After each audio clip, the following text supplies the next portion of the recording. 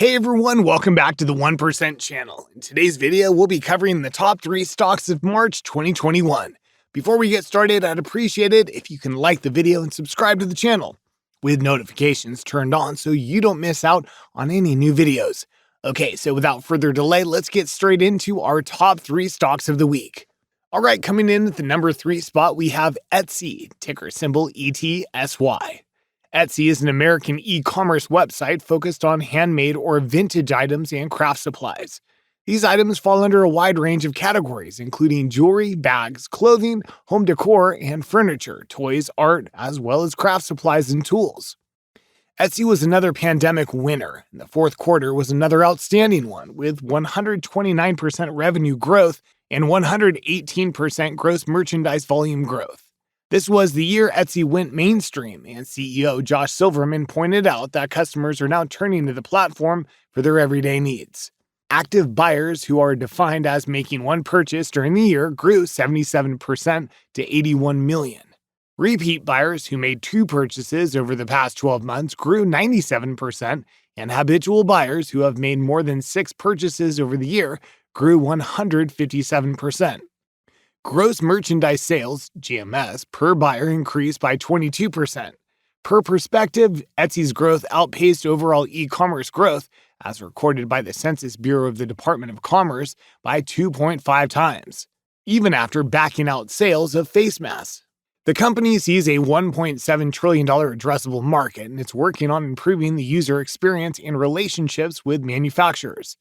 Etsy expects similar numbers in the first quarter, with 115% to 125% GM's growth and 125% to 135% sales growth. Its shares gained 301% in 2020 and is already up 21% in 2021.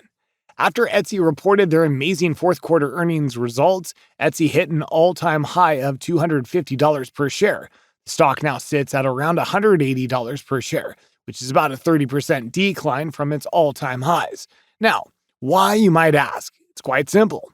The entire market sold off due to the inflation fears caused by the 5- and 10-year Treasury bond rates, skyrocketing at the quickest pace we've seen them in over a decade. This caused massive fear in the market and led to pretty much every company selling off about 20 to 30% from their all-time highs. My personal plan with Etsy is to keep on buying when I see the stock under $200 per share, but not too heavy, as we don't know how long this inflation fear sales will last. And I want to make sure I have cash available to pick up any dips I see in the market. Alright, now coming in at the number 2 spot, we have Airbnb, a BNB. That's how I would describe most of us who have been cooped up at home over the past year. Airbnb decided to go public at probably the worst time in the history of its business, with a 30% year-over-year decline in sales in 2020. Investors were keen enough to bid the price of the stock up more than 100% from the IPO price before the first day of trading. It's continuing to climb, gaining 40% so far in 2021.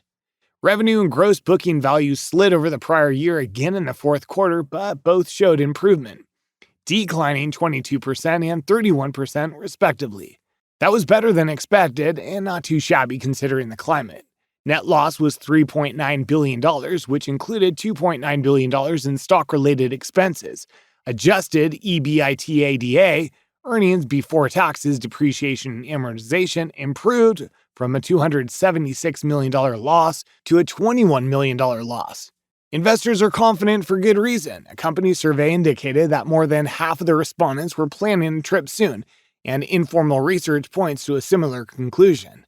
Airbnb focused on becoming more efficient during the pandemic, streamlining operations to cut expenses, and for 2021, it's renewing its core commitment to hosts and customer service.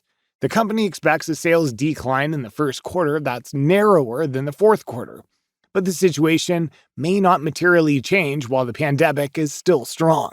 Airbnb was trading at all-time highs of around $215 per share before this whole sell-off started to happen.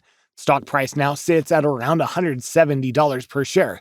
My plan with this company is to keep on buying under $180 per share, but not too aggressive, as we don't know how long it'll continue to sell off for. So we can't predict the future, but we can sure be prepared for it. Alright, coming in at the number 1 spot, we have Wayfair, ticker symbol W. 2020 was Wayfair's year. Doomsday analysts said the price was too high as the price surged after a challenging 2019. The stock ended in 2020 up 140%, but a solid fourth quarter pushed the stock even higher. The online furniture retailer was poised to succeed during the pandemic, and revenue surged throughout. In the fourth quarter ended December 31st, revenue increased 45%, which was a bit less than management anticipated, but the gross margin of 29% beat expectations. Earnings per share came in at 23 cents, an improvement from a $3.54 loss in 2019. There were 31 million active clients in the fourth quarter, a 54% increase over the prior year, and revenue and orders per client slightly increased. As usual, repeat buyers played a starring role with a 56% increase in orders. Mobile was also an important part of the whole, accounting for 60% of orders. Wayfair's sales of $14 billion are a fraction of a total $840 billion home improvement market that it sees growing to $1 trillion by 2030.